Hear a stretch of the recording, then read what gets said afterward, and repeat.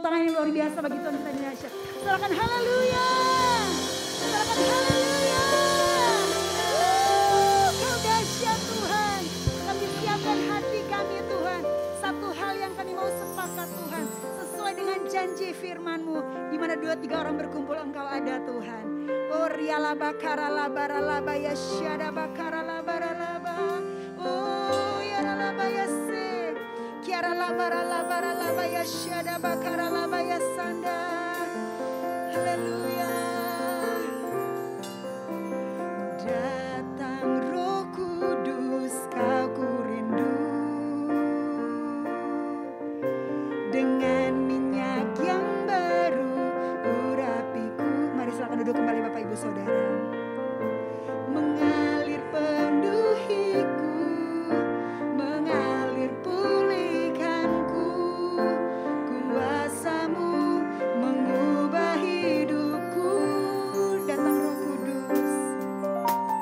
Datang Roh Kudus kau ku rindu. Dengan minyak yang baru urapiku. Mengalir Tuhan, mengalir penuhiku, mengalir pulihkanku. Kuasa-Mu mengubah kami Tuhan, mengubah hidupku.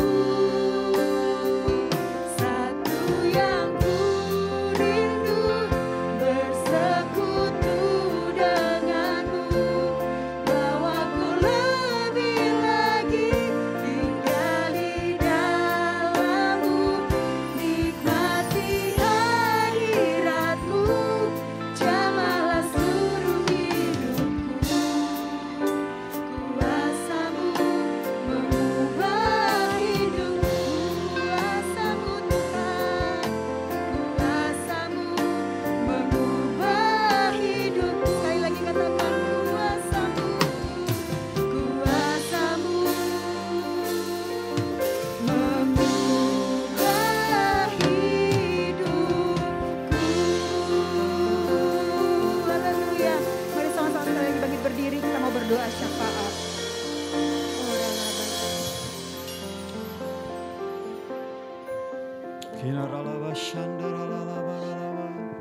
Mari kita berbahasa roh.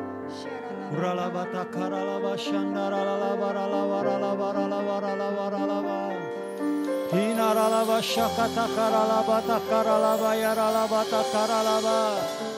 Unaralaba shekata kanaralaba yashandaralaba ralaba. Hinaralaba shandaralaba takaralaba.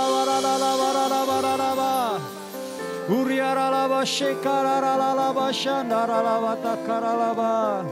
Hinaralaba shandaralaba. Haleluya, haleluya, haleluya.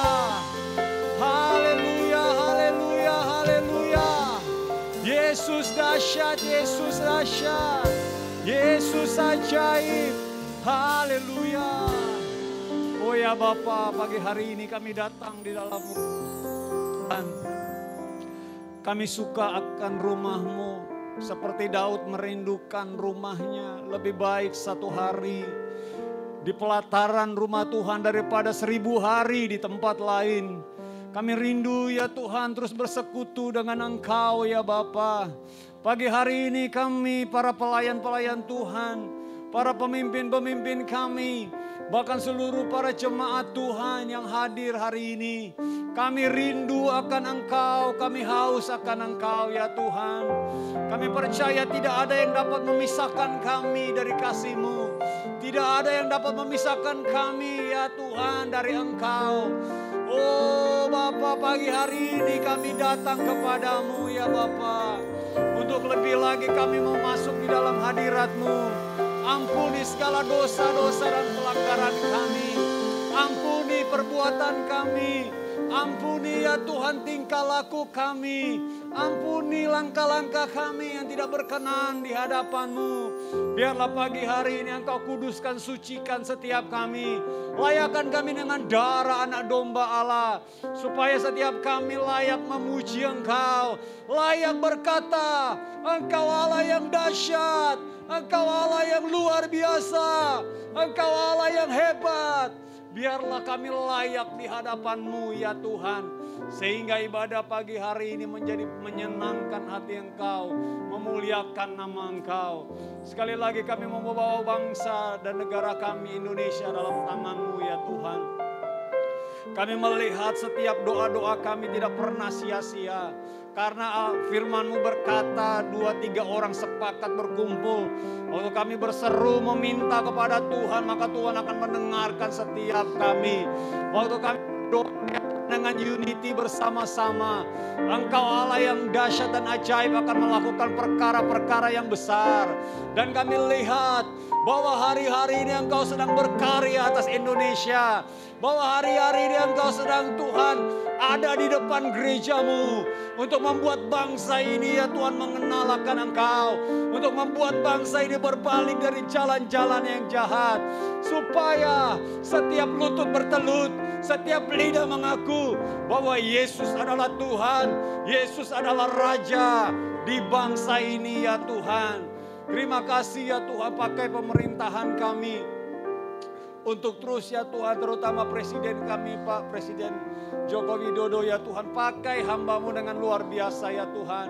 Kami berdoa ya Tuhan Yesus, keputusan-keputusan yang diambil, strategi-strategi yang diambil oleh pemimpin kami, itu akan membawa satu perubahan yang besar buat Indonesia.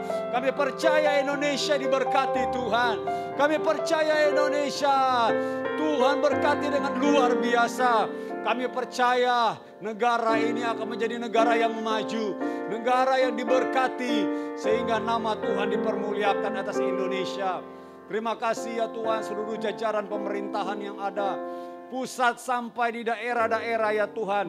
Kami percaya waktu roh Tuhan tercurah buat Indonesia, takut dan gentar akan Allah, takut dan gentar akan Tuhan, akan menyelimuti bangsa Indonesia. Sehingga tidak ada orang-orang takut untuk berbuat jahat, orang-orang takut untuk bercurang, orang-orang takut untuk korupsi, orang-orang takut untuk melakukan perbuatan-perbuatan yang tercela. Dan karena kami percaya Indonesia dikuduskan oleh Tuhan. Indonesia dikuduskan oleh Tuhan, diberkati oleh Tuhan di dalam nama Tuhan Yesus Kristus. Kota kami Jakarta juga Tuhan berkati. Siapapun pemimpinnya, kami tidak takut dan gentar. Karena hati raja-raja ada di tangan Tuhan. Dan Tuhan berkehendak untuk mengubah bangsa ini. Tuhan berkehendak untuk mengubah kota ini. Dan Tuhan juga berkehendak mengubah lingkungan kami menjadi lingkungan yang diberkati, diubahkan, ditransformasikan untuk penuaian jiwa-jiwa, untuk menyambut kedatangan Tuhan Yesus yang kedua kali di awan-awan yang permai di dalam nama Tuhan Yesus Kristus. Terima kasih ya Bapa. Kami terlalu percaya dan begitu antusias untuk kami melangkah ke depan karena kami tahu Tuhan bersama-sama dengan kami. Kami tahu kami akan melakukan perbuatan-perbuatan yang besar bersama Tuhan. Kami tahu kami akan melakukan terobosan-terobosan bersama Tuhan. Karena itulah Tuhan, Engkau menjadi andalan kami. Diberkatilah bangsa dan kota kami. Wilayah kami MT Haryono dan sekitarnya di tempat ini juga Tuhan berkati. Kehadiran gereja-Mu di tempat ini biarlah menjadi garam dan terang. Supaya orang boleh melihat, orang menjadi percaya kepada Tuhan. Karena mereka melihat ada tanda-tanda nyata yang boleh kami lakukan untuk perubahan atas gereja Tuhan di tempat ini, lingkungan yang ada di tempat ini. Kami memberkati gembala sidang kami Pak Niko Notara Harjo, tempat wakil gembala, karya kami Tuhan, Pak Johannes Raja Guguk. Tuhan juga berkati wakilnya, Pak Sabto. Tuhan juga berkati gembala kami di tempat ini, Bapak Pendeta Pratikto, bersama ibu ya Tuhan dan anak-anak, bersama menantu cucu. Tuhan berkati tutup bungkus dengan darah anak domba Allah. Kami percaya gembala kami dan wakil gembala di tempat ini Mas Doni akan membawa gereja-Mu ini semakin hari ya Tuhan, semakin berjalan di dalam kehendak-Mu, bukan berjalan di dalam kemauan kami, tapi berjalan di dalam kehendak Tuhan. Dan kami percaya waktu kami berjalan dalam kehendak Tuhan, kami percaya waktu kami berjalan dalam tuntunan Tuhan, kami percaya Ada pintu-pintu yang akan dibukakan. Selama ini hal-hal yang mustahil bagi gereja ini, kami akan melihat Tuhan akan menjadi penerobos kami di depan. Tuhan akan menerobos dan kami akan bekerja dengan luar biasa. Untuk ya Tuhan, mempersiapkan satu umat yang layak di hadapan Tuhan. Untuk menyambut kedatangan Engkau kedua kali. Supaya nama Allah kami ditinggikan dan dimuliakan ya Bapa. Terima kasih ya Tuhan. Kami serahkan juga seluruh para pengerja di tempat ini, jemaat Tuhan. Biarlah kami semakin antusias melayani Tuhan. Biarlah kami semakin semangat, bukan kami lakukan untuk manusia, tapi kami lakukan untuk Tuhan. Pelayanan yang kami lakukan untuk menyenangkan Tuhan dan bukan untuk menyenangkan manusia. Terima kasih ya Bapa. Segala motivasi kami yang tidak benar, kami patahkan di dalam nama Yesus. Biarlah hati kami lurus. Tangan kami bersih di hadapan Tuhan. Untuk kami boleh melayani Engkau ya Bapa. Terima kasih. Kami serahkan ibadah hari ini. Dari awal pertengahan hingga akhirnya. Kami landaskan hanya di dalam nama Tuhan Yesus Kristus. Tuhan dan Juru Selamat kami. Kita yang siap beribadah dengan iman sama-sama kita katakan. Amin. Berikan tepuk tangan buat Tuhan kita. Haleluya. Yang masih semangat katakan yes. Nah, kita akan mendeklarasikan Pentakosta yang ketiga. Ya, kita bukan cuma sekedar kita ucapkan, tapi kita imani dan kita percaya bahwa ke depan inilah yang akan terjadi. Amin. Kalau kita percaya ini akan terjadi berarti kita harus mengatakan dengan segenap hati kita supaya ini benar-benar nyata terjadi. Mari kita bacakan Pentakosta yang ketiga. 3, 2, 1. Pentakosta yang ketiga. Pentakosta yang dahsyat di zaman ini melebihi apa yang terjadi di Azusa Street. Pentakosta ketiga akan mengakibatkan penuaian jiwa yang terbesar dan yang terakhir sebelum Tuhan Yesus datang kembali. 3. Pentakosta ketiga akan membangkitkan generasi Yeremia, yaitu anak-anak muda yang dipenuhi Roh Kudus, cinta mati-matian kepada Tuhan Yesus, tidak kompromi terhadap dosa, dan akan bergerak untuk memenangkan jiwa. 4. Pentakosta ketiga lahir di Indonesia, bergerak ke bangsa-bangsa. Gerakan ini dari timur ke barat dan akan kembali ke Yerusalem. 5. Pentakosta ketiga akan memberikan kuasa untuk menyelesaikan amanat agung. Dan setelah itu Tuhan Yesus datang kembali. Katakan haleluya. Haleluya. Haleluya. Mari berikan tepuk tangan yang dahsyat dan sorak-sorak bagi Tuhan. Katakan haleluya. Berapa banyak yang bersuka cita punya Allah yang dahsyat. Gak ada Allah yang seperti Tuhan. Amin. Allah Immanuel terus menyertai kita hari lepas hari. Mari berikan tepuk tangan yang dahsyat bagi Tuhan. Haleluya. Semuanya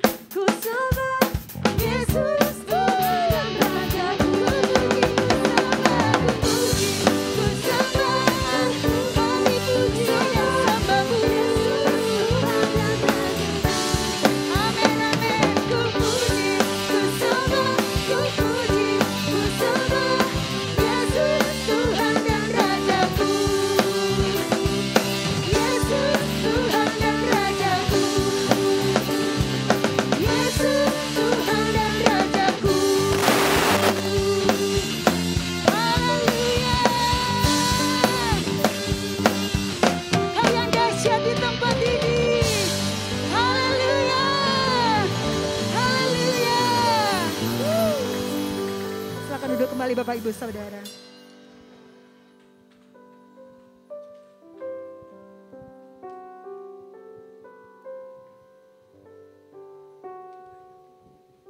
Kita akan menyaksikan VOP. Dipersilakan.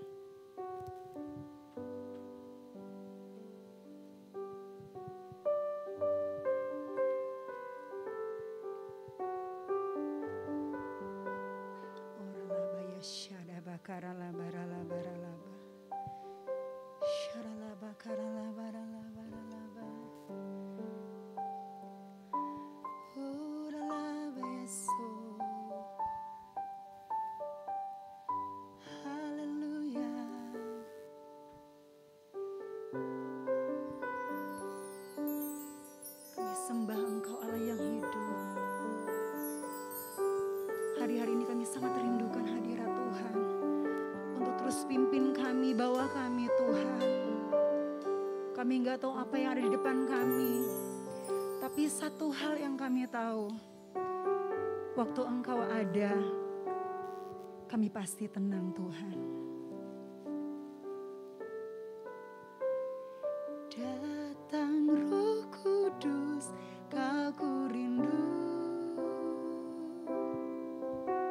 Dengan minyak yang baru urapiku, mengalir penuhiku, mengalir pulihkanku. Kuasa-Mu mengubah hidupku. Datang Roh Kudus, Kau ku rindu ya Tuhan. Dengan minyak yang baru urapiku, mengalir penuhiku ya Tuhan, mengalir pulihkanku. Urapan-Mu mengubah hidupku. Satu yang ku rindu, bersekutu denganmu. Bawaku lebih lagi tinggal di dalam-Mu. Nikmati hadirat-Mu, jamahlah seluruh hidupku. Urapan-Mu mengubah hidupku.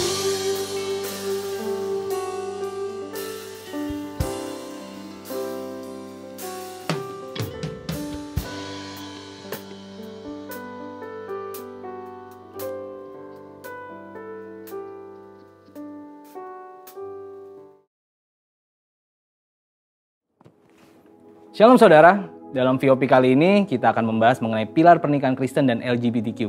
Dengan semakin maraknya isu-isu mengenai LGBTQ dan hal-hal yang terkait dengannya, gereja kita GBI Jalan Jenderal Gatot Subroto memandang perlu untuk memberikan panduan yang alkitabiah mengenai pernikahan. Di gereja kita, prinsip-prinsip alkitabiah mengenai pernikahan dikenal dengan nama 7 pilar pernikahan.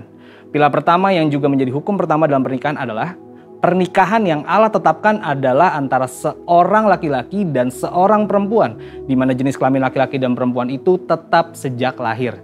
Kita bisa lihat bahwa prinsip ini menolak dosa homoseksual dan lesbian. Mengapa hal ini penting? Karena pada mulanya Allah menciptakan manusia laki-laki dan perempuan. Allah memberkati mereka dan memberi perintah untuk beranak cucu dan bertambah banyak memenuhi dan melakukan bumi. Kemudian dengan jelas Allah memberikan satu hukum bahwa seorang laki-laki akan meninggalkan ayahnya dan ibunya dan bersatu dengan istrinya, yang adalah satu orang perempuan sehingga keduanya menjadi satu daging. Jadi sesungguhnya pernikahan yang Allah ciptakan itu heteroseksual, yaitu antara satu orang laki-laki dan satu orang perempuan, bukan yang sesama jenis atau homoseksual. Perlu diingat juga bahwa ketika Allah menciptakan Adam sebagai seorang laki-laki dan Hawa sebagai seorang perempuan, Allah tidak bertanya pada siapapun. Allah menentukan gender seseorang dalam kedaulatannya dan tidak dapat diganggu-gugat oleh siapapun. Jadi jika seorang menolak gender yang Allah putuskan, hal itu seperti menolak Sang Pencipta, yaitu Allah sendiri. Bagaimana jika terjadi orientasi seksual yang berbeda dengan gender bawaan lahir? Hal tersebut sama dengan kondisi manusia berdosa yang cenderung untuk melakukan perbuatan-perbuatan yang melawan hukum Allah. Apakah seseorang dapat berkata, karena saya memiliki kecenderungan untuk melakukan perbuatan pelanggar hukum, jadi saya lakukan saja pelanggaran itu? Tentu tidak demikian. Orientasi yang keliru itu tidak dapat dijadikan alasan untuk melanggar hukum Allah, tetapi harus dikendalikan dan diarahkan kepada orientasi seksualnya yang benar, yaitu yang sesuai dengan gender bawaan lahirnya. Jadi ketika kelompok LGBTQ berusaha supaya keberadaan mereka dapat diterima secara legal di Indonesia, sekalipun banyak pandangan yang pro dan kontra, gereja perlu mengambil sikap yang sesuai dengan Alkitab. Sekarang mari kita lihat faktor-faktor apa saja yang menjadi penyebab LGBTQ. Faktor pertama yaitu adalah faktor pola asuh dalam keluarga. Faktor pengasuhan dalam keluarga punya pengaruh yang sangat besar terhadap perkembangan satu individu, dari bayi sampai dewasa. Perkembangan yang dimaksud mencakup tubuh, jiwa, dan rohnya. Karena itu parenting yang baik sangat penting supaya seorang anak yang akan berkembang dengan baik. Saul McLeod, seorang dosen dan peneliti dalam bidang psikologi, menemukan bahwa anak mengamati model yang memberikan contoh perilaku maskulin atau feminim. Setelah mengamati, anak tersebut akan berusaha meniru sekalipun perilaku tersebut tidak sesuai dengan gendernya. Karena anak akan meniru apa yang sering dilihatnya. Faktor kedua yaitu faktor lingkungan. Faktor lingkungan baik di dalam keluarga maupun di luar keluarga juga memiliki pengaruh yang besar. Dikatakan oleh Jonathan Tan, seorang transgender yang sudah dipulihkan di dalam nama Tuhan Yesus. Inilah pentingnya seorang anak harus diberlakukan sebagaimana identitas dirinya.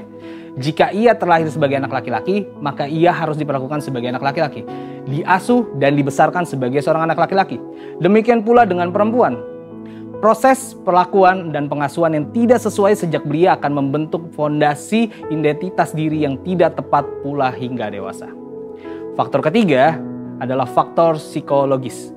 Faktor psikologis juga memiliki peran yang besar dalam mempengaruhi seseorang menjadi LGBTQ. Beberapa di antaranya tidak percaya Tuhan, tidak mendapat perhatian keluarga, trauma masa kecil, ejekan saat kecil, kekaguman yang berlebihan, kesalah pergaulan, sering menonton film porno, dan hal lainnya. Johannes Verkil, profesor misi dan penginjilan dari Belanda yang juga adalah misionaris yang melayani di Indonesia, menjelaskan bagi orang-orang tertentu kecenderungan homoseksual itu adalah akibat dari suatu perkembangan psikis yang terganggu. Mungkin terjadi bahwa kesalahan-kesalahan yang dibuat dalam pendidikan, pengalaman dalam masyarakat, gangguan-gangguan komunikasi dalam pertalian-pertalian dengan sekitar menimbulkan kecenderungan homoseksual dan pola-pola kelakuan. Bagaimana dengan argumen dari kelompok LGBTQ yang menyatakan bahwa mereka menjadi seperti kondisi mereka saat ini bukan karena keinginan mereka, tetapi karena faktor genetik yang mereka warisi. Faktanya, hingga saat ini di dalam dunia medis belum ada penelitian secara saintifik yang menunjukkan bahwa LGBTQ itu disebabkan karena faktor genetik. Jadi, setelah mengetahui hal-hal tersebut, bagaimana seharusnya sikap dan tindakan gereja mengenai hal ini? Untuk menjangkau dan memulihkan kelompok LGBTQ, gereja perlu memperhatikan hal-hal berikut. Pertama, Yesus mengasihi semua orang berdosa tanpa memandang dosa masa lalunya. Contohnya, Yesus mengasihi dan menolong wanita Samaria yang telah bergonta-ganti pasangan sehingga wanita itu berubah dari seorang wanita yang hidup bebas menjadi seorang penginjil yang memenangkan banyak jiwa. Yang kedua, salah satu penyebab kuat LGBTQ ialah faktor pola asuh keluarga. Karena itu gereja harus memfasilitasi para orang tua untuk dapat melakukan parenting dengan benar. Ketiga, gereja harus menghindari sikap menghakimi kelompok LGBTQ. Mereka harus berusaha menjangkau dan melayani mereka. Keempat, gereja-gereja di Indonesia perlu aware dengan perkembangan kelompok LGBTQ di Indonesia. Diperkirakan saat ini di 25 provinsi di Indonesia telah ada organisasi LGBTQ yang telah berusaha dengan berbagai upaya agar LGBTQ dapat diterima secara legal di negeri ini. Sebagai kesimpulan, kita mengerti bahwa pernikahan yang Allah tetapkan adalah satu orang laki-laki dan satu orang perempuan, di mana jenis kelamin laki-laki dan perempuan yang dimaksud adalah bawaan sejak lahir. Faktor pola asuh keluarga yang tidak sehat dan faktor lingkungan adalah dua faktor yang menyebabkan LGBTQ. LGBTQ bukan disebabkan oleh faktor genetik, karena LGBTQ dapat disembuhkan bila yang bersangkutan memiliki keterbukaan. Dengan kasih Kristus, gereja dapat menjangkau dan memulihkan kaum LGBTQ. Saat ini kelompok LGBTQ telah berkembang di Indonesia. Oleh karena itu, gereja-gereja di Indonesia perlu membangun jaringan kerjasama untuk membuat pelayanan yang terencana dan berkelanjutan untuk melayani dan memulihkan kaum LGBTQ. Saudara, untuk penjelasan lebih lengkapnya dari tim teologi kami, silakan buka link yang ada di atas atau scan QR Code yang tersedia. Tuhan Yesus memberkati.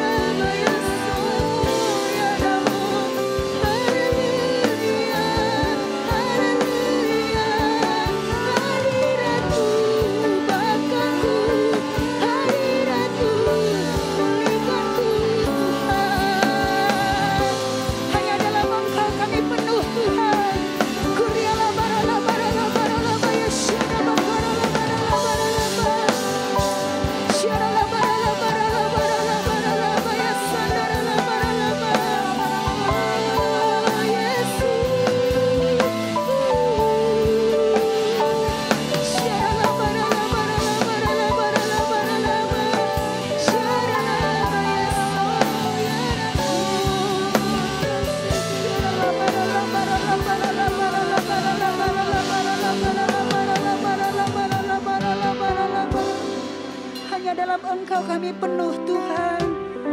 Hanya dalam Engkau kami penuh Tuhan.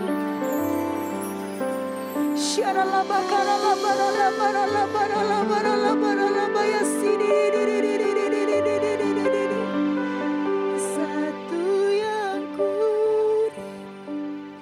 bersekutu denganmu, bawaku tinggal di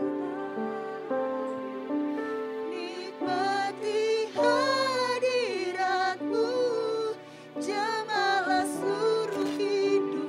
Urapanmu mengubah kami, urapanmu mengubah.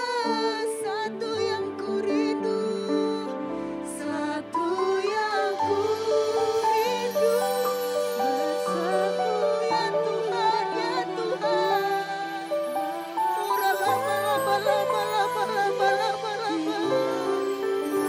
Hanya Engkau Tuhan, hanya Engkau, hanya hadirat-Mu.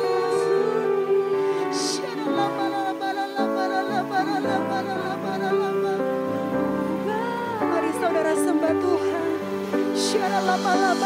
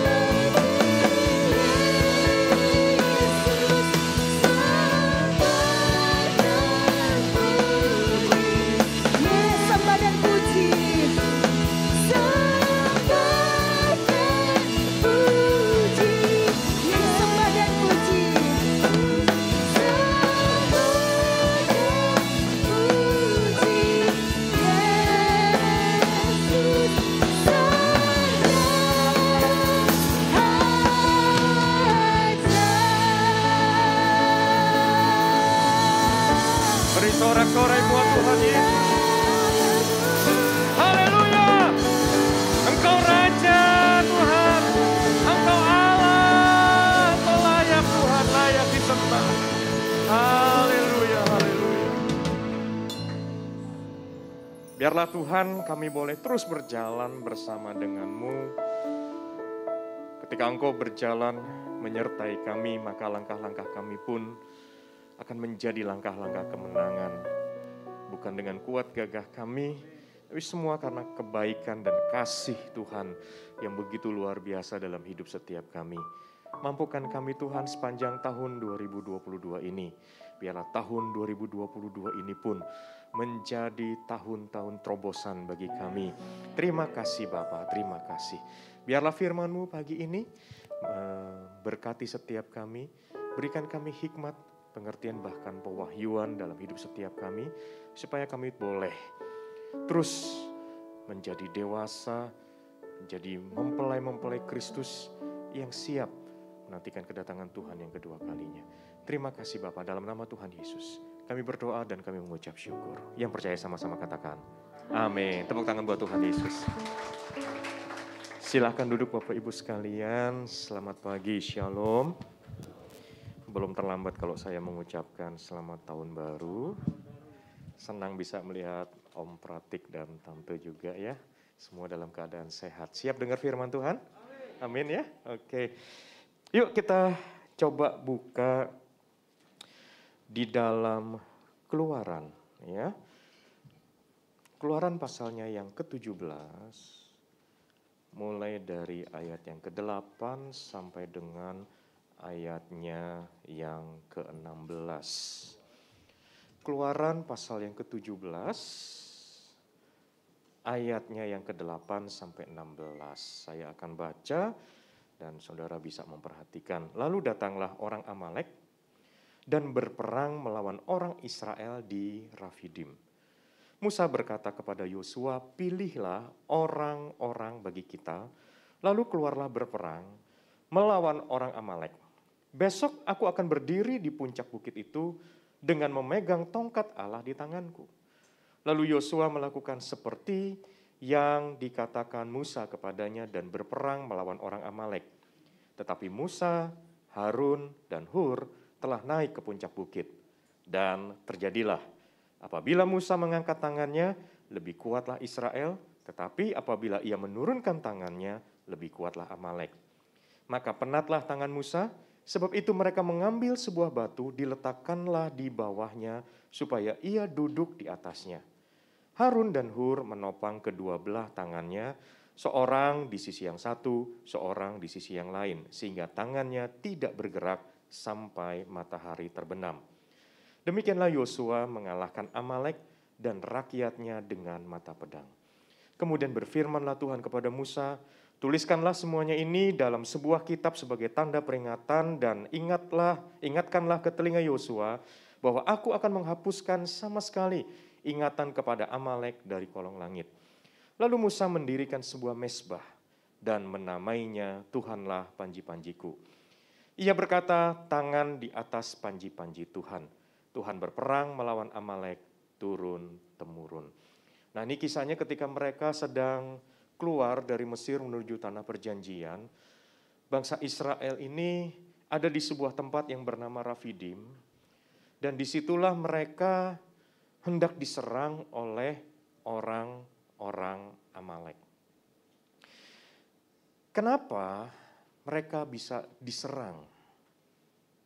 Padahal, bukankah Tuhan menyertai mereka dengan tiang awan dan tiang api? Betul nggak sih? Nah sekarang kita perhatikan baik-baik. Puji Tuhan kita tahun ini memasuki tahun paradigma yang baru. Kenapa ini menjadi sesuatu yang penting? Karena memang ya peperangan yang paling besar dalam kehidupan kita itu adanya di pikiran kita. Setuju katakan amin. Ya. Kalau kita ngusir setan, tengking dalam nama Yesus, beres, setan pasti kabur. Tapi yang namanya pikiran itu harus ditundukkan. Pikiran kita harus ditata ulang. Supaya apa? Supaya selaras dengan pikiran Kristus. Nah, sekarang mari kita perhatikan bagaimana orang Amalek ini menyerang rombongan bangsa Israel. Dan ingat loh, ini rombongan besar. Dan ingat juga bahwa bangsa Israel bukan bangsa yang pernah melakukan latihan perang. Kenapa? Karena memang selama ada di Mesir selama ratusan tahun, status bangsa Israel adalah budak. Dan tentunya sebagai budak di sebuah wilayah yang bernama Mesir, orang-orang Mesir tentunya tidak akan memperbolehkan orang-orang Israel melatih diri dengan menggunakan senjata. Betul nggak? Pasti kan? Mereka hanya boleh memegang alat-alat pertanian misalnya. Tetapi yang namanya persenjataan, latihan perang, mengatur strategi, belum pernah dilakukan oleh orang-orang Israel. Nah, sekarang mereka keluar dari Mesir menuju tanah perjanjian. Di tengah-tengah perjalanan mereka hendak diserang oleh orang Amalek. Dan ini rombongan besar loh Bapak Ibu. Jumlahnya sekitar 2 juta orang. Sehingga pergerakan mereka sangat lamban. Artinya apa? Mangsa empuk nggak? Ya. Latihan berperang nggak pernah. Ya kan? Pegang senjata juga nggak pernah. Jumlahnya sangat besar. Udah pasti mangsa empuk. Tapi kenapa mereka sampai diserang oleh orang Amalek? Saya perhatikan Bapak Ibu kalau kita lihat di dalam perikop di atasnya. Kita akan bisa lihat sebuah kisah. Bagaimana ternyata sebelumnya mereka ini, orang-orang Israel ini ribut. Ribut kenapa? Minta air. Mereka ngomel dan mereka melaporkan semuanya itu ke Musa. Musa melaporkannya ke Tuhan. Tuhan, saya harus bagaimana? Ya. Lalu Tuhan memberikan perintah, ya, bawalah di tanganmu tongkatmu yang kau pakai untuk memukul sungai Nil dan pergilah. Ayat 6 dikatakan, maka aku akan berdiri di sana di depanmu di atas gunung batu di Horeb, haruslah kau pukul gunung batu itu dan dari dalamnya akan keluar air sehingga bangsa itu dapat minum. Demikianlah diperbuat Musa di depan mata tua-tua Israel. Ayat 7. Dinamailah tempat itu Massa dan Meribah oleh karena orang Israel telah bertengkar dan oleh karena mereka telah mencobai Tuhan dengan mengatakan apa? Adakah Tuhan di tengah-tengah kita atau tidak? Lihat Bapak Ibu. Mereka berkata ada Tuhan gak sih di tengah-tengah kita? Tetapi bukankah sekali lagi Tuhan sudah menyatakan kebaikannya sedemikian jelas di hadapan bangsa Israel. Betul apa betul? Tiang awan dan tiang api menjadi bukti nyata, bukti konkret bahwa Allah menyertai mereka dan Allah ada di tengah-tengah mereka. Tiang awan di waktu siang supaya mereka tidak kepanasan, tiang api di waktu malam supaya mereka tidak kedinginan. Dan sekalipun jumlah mereka besar, jumlahnya jutaan, ketika mereka berdiam di satu tempat, berkemah di satu tempat, mereka tetap bisa melihat tiang awan dan tiang api itu dari kejauhan. Ingat jumlahnya 2 jutaan orang? Itu artinya perkemahan mereka sangat besar. Betul apa betul? Itu sebabnya gitu loh. Bisa dipastikan bahwa tiang awan dan tiang api ini sedemikian tinggi menjulang. Sehingga dari kejauhan pun orang Israel bisa melihat ada tiang awan dan tiang api. Yang kedua, bukankah setiap hari mereka dipelihara Tuhan? Dengan cara apa? Mana turun setiap pagi. Betul? Itu semua kan sebuah bukti bahwa Tuhan itu ada di tengah-tengah mereka. Tetapi ketika mereka tidak mendisiplin pikiran mereka, membangun sebuah kepercayaan bahwa ada Allah berjalan bersama dengan kami, ada Allah ada di tengah-tengah kami, yang timbul adalah bangsa Amalek mulai menyerang. Menariknya, Amalek itu artinya, tahu saudara? Menjepit. Arti yang kedua dari Amalek itu adalah memeras. Ketika kita tidak mendisiplin pikiran kita, membangun iman percaya kita bahwa kita disertai oleh Tuhan, maka musuh mulai menyerang pikiran kita, memeras energi kita, membuat kita tidak bisa tidur dengan tenang. Kenapa? Khawatir, takut, gelisah. Dan Amalek memang mengerjakan itu, dia menjepit perasaan. Menguras energi kita sedemikian rupa. Kenapa? Pikiran kita mulai diintimidasi. Bagaimana caranya kita mulai membangun, menata ulang pikiran kita, iman percaya kita, bahwa ada Tuhan di tengah-tengah kita. Caranya sederhana. Lihatlah dalam kehidupan sehari-hari. Dan lihatlah itu sebagai cara Tuhan memelihara kehidupan kita. Halo? Betul nggak saudara? Bangsa Israel ngomel melulu. Udah dikasih mana, ya, dipelihara Tuhan sedemikian rupa, kasut tidak pernah usang, sekalipun dipakai berhari-hari, bertahun-tahun. Coba mau beli sendal di mana? Coba di situ. Supermarket nggak ada. Betul ya Bapak Ibu ya.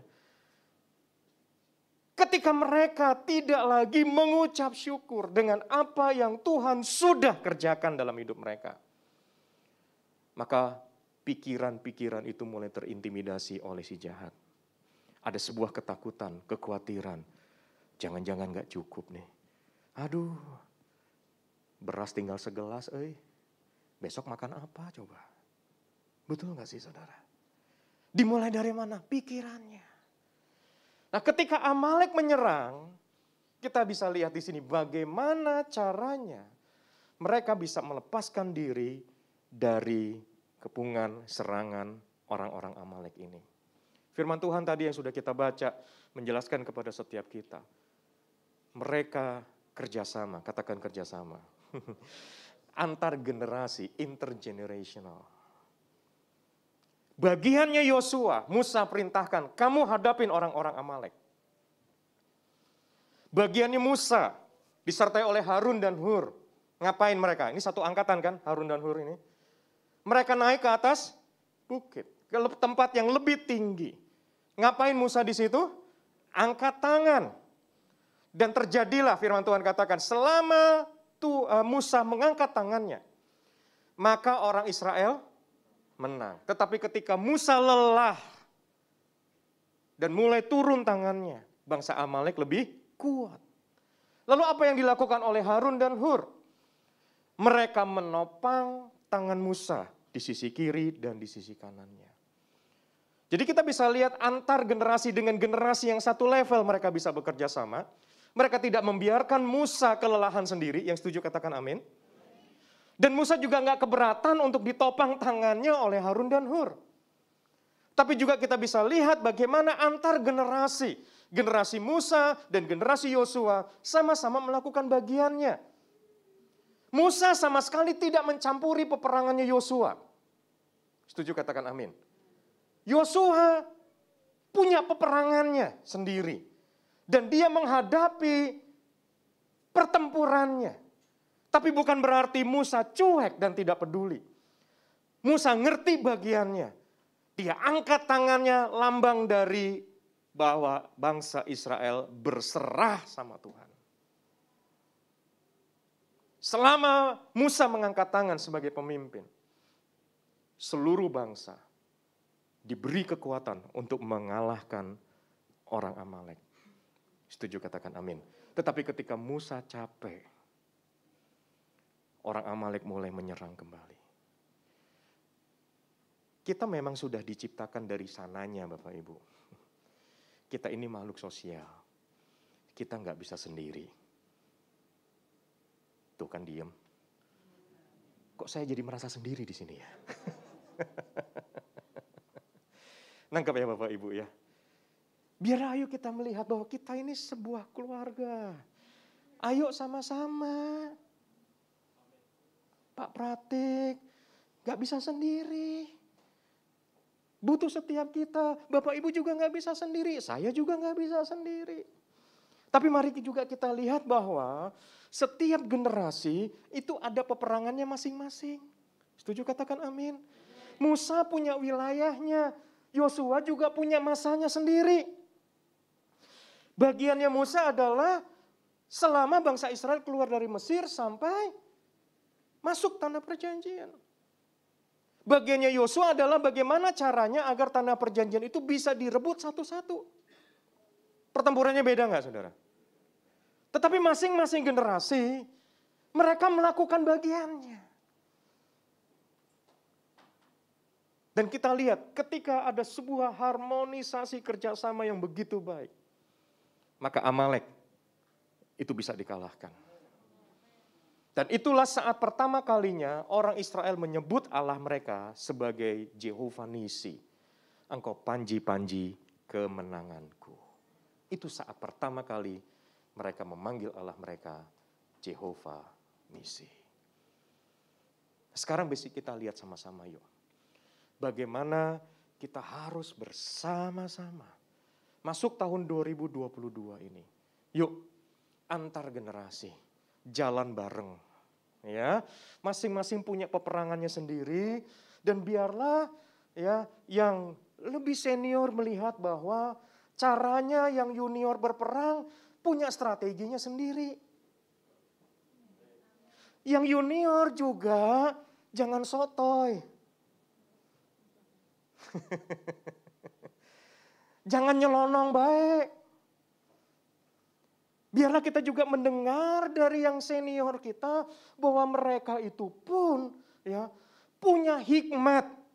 Kenapa? Mereka kaya akan pengalaman. Kenapa? Ya karena mereka sudah hidup lebih dulu. Lahir lebih dulu. Mengalami peperangan lebih dulu. Yang setuju katakan amin. Dengan cara seperti ini, udah nggak perlu melihat bahwa siapa yang lebih dipakai Tuhan. Halo? Karena sama-sama dipakai Tuhan. Caranya antar generasi memang punya strategi yang berbeda. Siap masuk tahun 2022? Dengan kemenangan. Tanpa ada Amalek di antara kita. Tahu kenapa? Karena ada Tuhan di antara kita. Tepuk tangan dulu buat Tuhan Yesus. Amin ya Bapak Ibu ya. Ayo dong ya, semangat ya. Saya mengucap syukur ya GBI Cawang MTH Square. Udah lama nggak kesini, nyaris lupa Bapak Ibu. Ya, ayo ya, saya melihat bangku-bangku sudah mulai terisi. Ya, ini tanda bahwa pergerakan ya sedang terjadi di sini. Ya, ayo selesaikan amanat agung Tuhan. Ya, jangan khawatir dengan apapun juga. Nah, sekarang mari kita perhatikan bagaimana Amalek itu bisa dikalahkan. Ya, ketika Amalek itu datang, ketika musuh datang dalam hidup kita, iblis itu mengintimidasi kita dengan perasaan khawatir, betul ya? Dengan menjepit perasaan kita, memeras energi kita sedemikian rupa, sehingga bisa jadi, ya. Kita nggak punya kekuatan untuk melangkah kembali. Energinya udah habis disedot oleh intimidasi iblis yang ada di dalam pikiran kita. Karena itu bagaimana caranya kita bisa menang ya, melawan Amalek kita dalam hidup kita. Quote and quote, saudara. Ya. Yang pertama, ayo kita lihat. Mengucap syukurlah dalam perkara-perkara kecil. Ya. Bayangkan. Bangsa Israel dipelihara Tuhan, dikasih mana setiap hari. Saking sudah rutinnya, mereka pikir itu sesuatu yang sudah biasa. Padahal kalau direnungkan, gimana caranya mana bisa turun tiap hari di padang gurun seperti itu. Pabriknya di mana coba? Kalau bukan Tuhan yang mengerjakannya, nggak akan ada mana yang turun di situ. Dan yang harus dikasih makan berapa? Bukan 1.000-2.000 orang, jutaan orang. Betul gak sih? Ada yang makannya sedikit, ada yang 5 kali nambah gak kenyang-kenyang misalnya. Tapi semuanya bisa makan gak? Bisa. Itu sebabnya kenapa mereka hanya diperintahkan untuk mengambil secukupnya. Gak boleh disimpan. Tahu gak ternyata ketika mereka menyimpan lebih untuk keesokan harinya, sebetulnya di dalam pikiran mereka itu ada sebuah ketakutan. Tahu nggak ketakutannya apa? Kalau besok mana nggak datang, kami makan apa? Betul? Tapi hal itu justru membuat Tuhan marah. Akibatnya apa? Mana yang besoknya dilihat lagi, yang diambil kemarin itu udah busuk. Udah nggak bisa dipakai lagi. Dan akhirnya malah dibuang percuma. Bukankah Tuhan sudah menjamin dalam firman-Nya, jangan kamu khawatir dengan apa yang kamu makan, minum, pakai. Allahmu dan Allahku adalah Allah yang memelihara, Allah yang mencukupkan segala sesuatunya. Masalahnya kita membangun kesadaran gak di dalam kehidupan kita bahwa ada Allah di tengah-tengah kita. Ketika kita bisa mengucap syukur, Tuhan terima kasih, kami bisa makan hari ini. Ya, sebetulnya itu sedang membangun iman percaya di dalam kehidupan kita. Ada Tuhan di tengah-tengah kita. Makin sering mengucap syukur, iman percaya kita makin dibangun, makin tebal. Apalagi ditambah dengan perenungan firman Tuhan setiap hari. Amin ya Bapak Ibu ya. Masa iya sih sampai yang namanya tiang awan dan tiang api sudah sedemikian jelas dan mereka tetap berkata, emang ada Tuhan di tengah-tengah kita. Itu kan kebangetan, saudara. Coba. Kita semua tahu bensin naik terus. Pernah turun, tapi lebih sering naiknya daripada turunnya. Betul? Tapi bukankah sampai hari ini motornya Bapak Ibu tetap diisi bensin dan bukan air? Benar gak sih? Artinya Tuhan masih cukup kan gak? Ya, syukuri aja hal-hal yang seperti itu. Tuhan dengan caranya akan bekerja, bahkan caranya dia bekerja melebihi dari apa yang bisa kita doakan. Kenapa? Karena memang dia Bapa yang baik. Dia bukan Bapa yang lalim. Bapa di surga adalah Bapa yang memelihara kehidupan anak-anaknya. Nah, ketika kita membangun ya, iman percaya kita bahwa ada Tuhan di tengah-tengah kita. Maka gini saudara, ketika kita bekerja, dasarnya, alasannya kita bekerja bukan dari dasar ketakutan. Halo? Tetap gak kita harus kerja? Tetap gak kita harus berusaha? Tetap. Tapi motivasi hati kita untuk bekerja, janganlah dari dasar hati yang ketakutan. Besok mau makan apa? Tapi biarlah kita bekerja dengan motivasi hati bahwa kita bisa menyenangkan hati kita, Tuhan, dan menjadi berkat, memuliakan nama Tuhan. Yang setuju katakan amin. Dasarnya bukan karena kekhawatiran, besok gak cukup, besok kurang. Saya harus lakukan apa? Dan kekhawatiran itu sedemikian menekan kita sampai akhirnya kita dalam tanda petik menjadi lumpuh dan gak bisa lakukan apa-apa. Yang Tuhan mau adalah, ayo bangun iman percaya kita. Tata ulang pikiran kita. Dan lihatlah bahwa ada Tuhan di tengah-tengah kita. Gak usah khawatir, gak usah takut.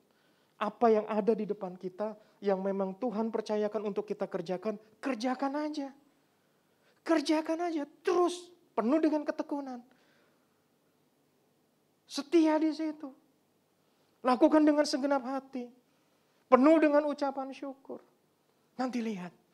Ya, setiap kita hitung-hitungan di atas kertas, katanya gak pernah cukup, tapi toh tiap bulan kita lolos terus. Betul ya? Iya. Saya ngomong begini juga karena saya ngalamin. Ada kegentaran. Tapi saya nggak mau membiarkan semua itu berlama-lama menguasai pikiran saya sampai membuat saya tuh jadi nggak kreatif gitu loh. Jadi udah bingung mau mikir apa. Saya nggak mau seperti itu. Itu sebabnya saya harus mendisiplin, katakan mendisiplin. Mendisiplin termasuk mendisiplin pikiran kita. Ketika ada intimidasi masuk, kita counter dengan firman Tuhan. Kita perkatakan firman Tuhan. Ketika ada kekhawatiran masuk dalam diri kita bisa ngomong. Firman-Nya berkata, aku tidak perlu khawatir akan hari esok. Rancangan Tuhan bukan rancangan kecelakaan. Rancangannya adalah rancangan yang mendatangkan damai sejahtera dalam hidup setiap kita. Amin Bapak Ibu ya.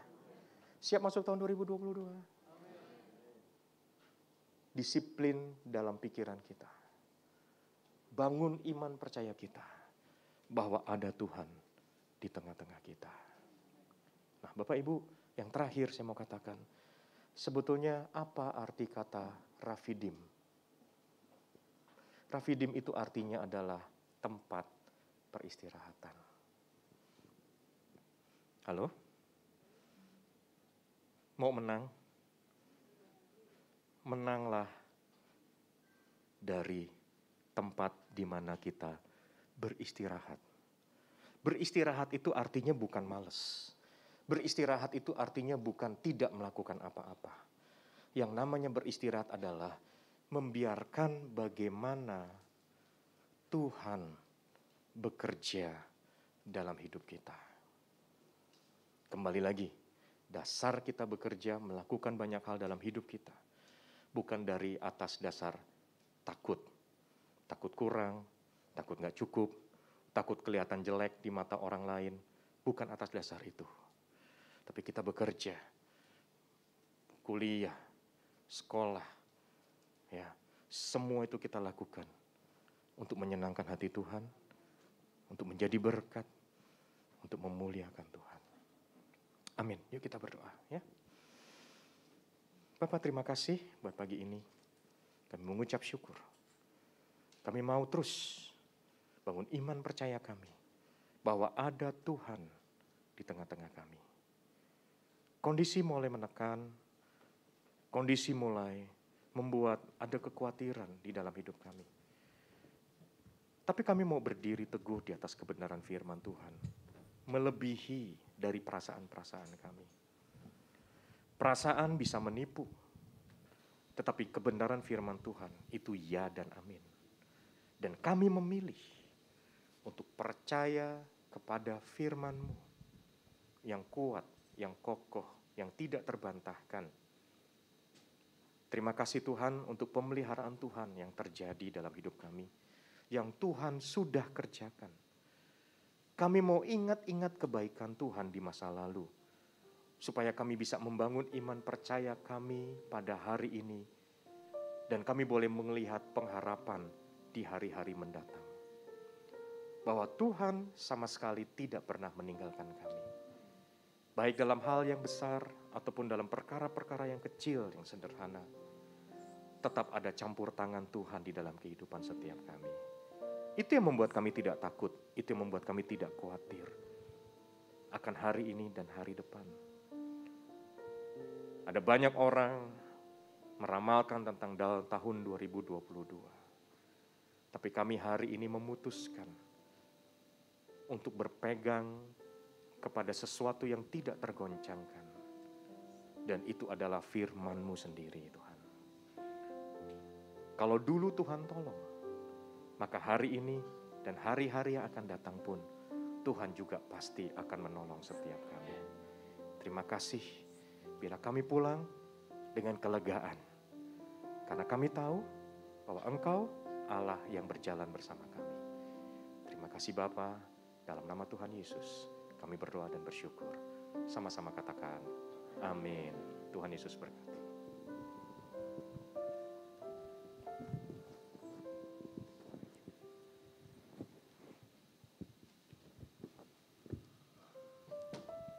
Puji Tuhan, Bapak Ibu diberkati hari ini, amin.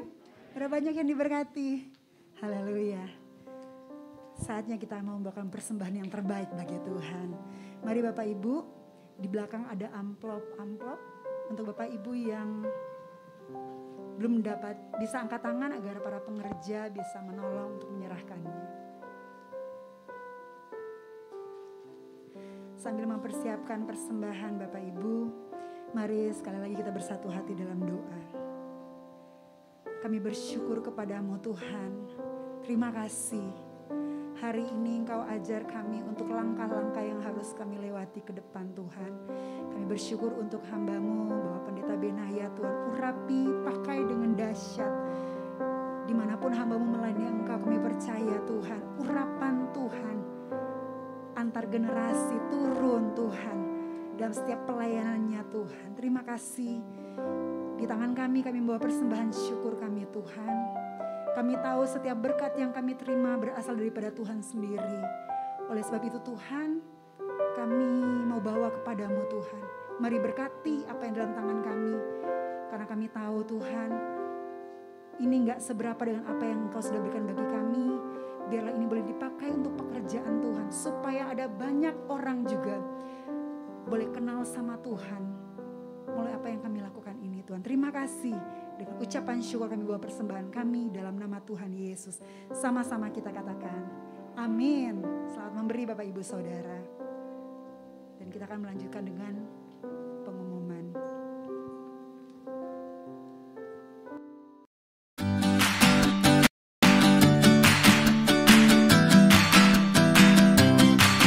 Shalom jemaat yang dikasihi dalam Tuhan Yesus. Selamat datang di Headline News GBI Cawang MT Haryono Square. Saya Rachel. Dan saya Beza. Di sini kami akan menginfokan kegiatan gereja kita sepekan ke depan. Tidak terasa, kita telah masuk di tahun 2022. Yaitu tahun paradigma yang baru. Maka dari itu, persiapkan dan tanya kepada Tuhan apa yang perlu disiapkan agar kita dan gereja terbentuk dan siap menerima Roh Kudus yang dahsyat. Ibadah Raya GBI Cawang MT Haryono Square sudah dilaksanakan secara on-site dan online melalui aplikasi Zoom. Dan juga live streaming melalui channel YouTube GBI Cawang MT Haryono Square. Untuk ibadah on-site, saudara-saudara dapat mendaftarkan diri lewat link yang ada di bawah ini dan pilih registrasi ibadah on-site. Dan diharapkan Bapak Ibu Saudara menyimpan QR Code setelah mengisi data diri yang nantinya QR Code akan digunakan sebagai bukti bahwa Bapak Ibu Saudara sudah mendaftarkan diri untuk beribadah di GBI Cawang MT Haryono Square. Untuk para adik-adik, ibadah sekolah minggu tetap diadakan setiap minggunya loh. Untuk minggu pertama dan minggu ketiga diadakan melalui aplikasi Zoom. Dan minggu kedua dan minggu keempat diadakan melalui YouTube channel gereja kita. Untuk info lebih lanjut, dapat menghubungi kakak-kakak sekolah minggunya ya. Rayon 1G mengadakan menara doa setiap hari Senin sampai Kamis jam 5 sore melalui aplikasi Zoom. GBI Cawang MT Haryono Square juga mengadakan rumah doa setiap hari Kamis jam 7:30 malam melalui aplikasi Zoom. Bagi saudara yang rindu untuk mengikuti rumah doa ini, saudara dapat menghubungi Sekretariat GBI Cawang MT Haryono Square untuk dapat bergabung berdoa bersama kami. Kami juga mengajak para jemaat untuk bergabung dalam KUL. Dalam KUL ini, jemaat bisa saling berbagi, saling mendoakan, dan mencari tahu kebenaran tentang firman Tuhan. Bagi saudara yang rindu untuk mengikuti KUL, dapat menghubungi Bapak Wisudarwanto dengan nomor yang tertera di bawah sini. Kegiatan selanjutnya adalah doa fajar. Doa fajar ini diadakan setiap hari Senin, Rabu, dan Sabtu jam 4 pagi. Kami mengundang Bapak Ibu Saudara untuk tergabung dalam doa fajar GBI Cawang MT Haryono Square. Selanjutnya adalah pengumuman untuk Generasi Yeremia. DPA GBI Rayon 1G mengadakan live Instagram Bang Fajar melalui Instagram @jktimove jam 5 pagi. Setelah itu, akan dilanjutkan dengan saat teduh BPA GBI Cawang MT Haryono Square yang diadakan tiap harinya jam 5:30 pagi. Bagi generasi Yeremia yang rindu ingin bergabung dalam kegiatan ini, dapat menghubungi Saudari Tiwi yang nomornya ada di bawah sini. Bagi jemaat yang ingin memberikan persembahan umum, perpuluhan, dan juga persembahan sulung, Bapak Ibu Saudara dapat mentransfer ke nomor rekening BCA atas nama GBI MTH Square. Dan untuk persembahan diakonia dapat melalui rekening BCA atas nama GBI MTH Square Diakonia. Bila sudah melakukan transfer, Bapak Ibu Saudara dapat mengirimkan bukti transfernya ke nomor yang ada di bawah ini atas nama Bapak Slamet Juntoro sebagai laporan pendataan kami. Pastikan Bapak Ibu Saudara tetap mendapatkan info terbaru tentang kegiatan gereja kita melalui akun media sosial gereja kita. Kami nantikan kehadiran Bapak Ibu Saudara di minggu berikutnya. Happy Sunday, God bless, and see ya.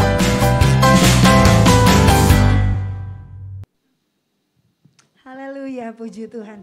Kami rindu untuk menjambut Bapak Ibu Saudara yang mungkin baru pertama kali hadir di tempat ini. Jika ada boleh angkat tangan. Wah, puji Tuhan.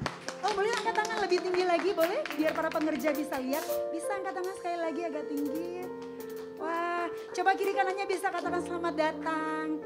Kami mengundang setiap orang-orang muda yang luar biasa ini. Minggu depan bisa datang lagi ke tempat ini, amin. Sama-sama bersekutu di tempat ini, haleluya.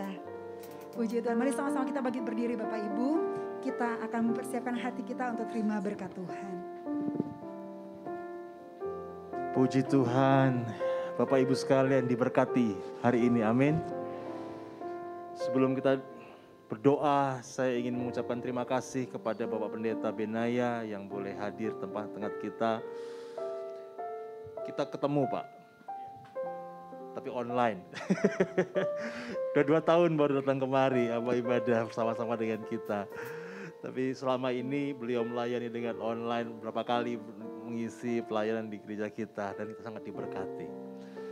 Puji Tuhan, kita akan tutup ibadah kita pada siang hari ini. Sebelumnya kita akan perkatakan apa yang kita percayai bahwa Tuhan Yesus, bahwa Tuhan menyertai kita dalam Mazmur 91. Saya minta tim media untuk membantu.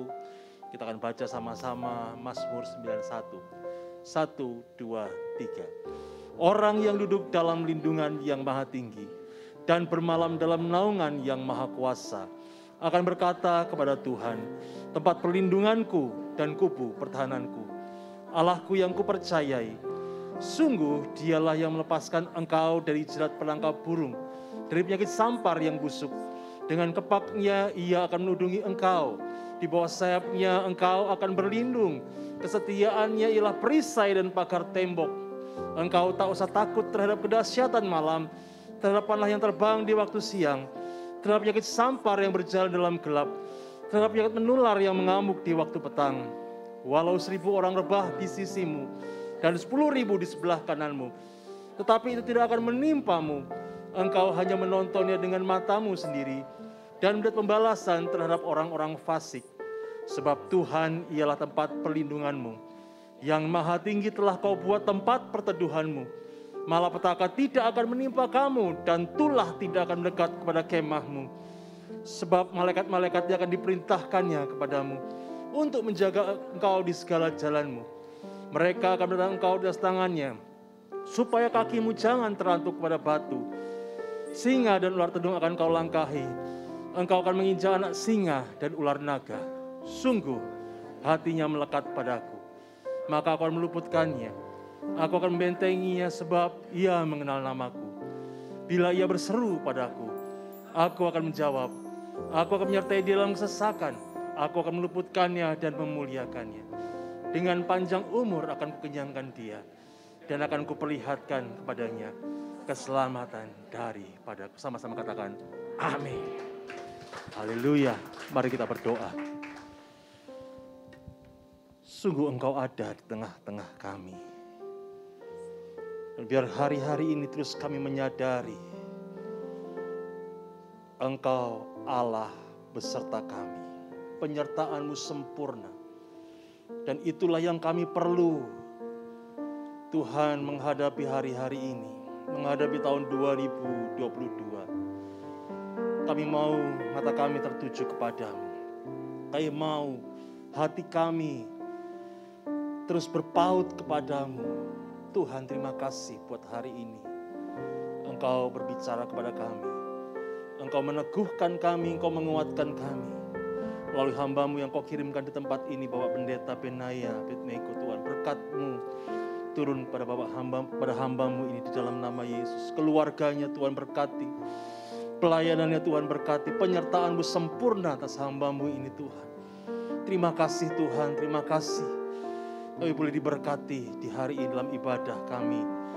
Tuhan, kami bersyukur Tuhan. Kau dahsyat, ajaib, penyertaan Tuhan, perlindungan Tuhan terbukti atas kami. Dan Tuhan, pada siang hari ini kami juga ingin bersyukur untuk setiap hamba-hamba Tuhan yang telah melayani hari ini, worship leader, singer, para pemain musik, tim media yang melayani untuk live streaming. para asyar, bahkan para diaken, diakonis, para pendoa yang hadir dan berdoa untuk kami semua, untuk jemaat-Mu. Tuhan berkati semuanya. Mereka yang melayani tempat ini, bahkan yang di rumah-rumah melalui live streaming, Tuhan, Engkau berkati dalam nama Yesus. Terima kasih Tuhan, terima kasih Tuhan. Bahkan seluruh jemaat Tuhan yang hadir, Tuhan, kami mohon berkat-Mu turun atas semua hamba-Mu.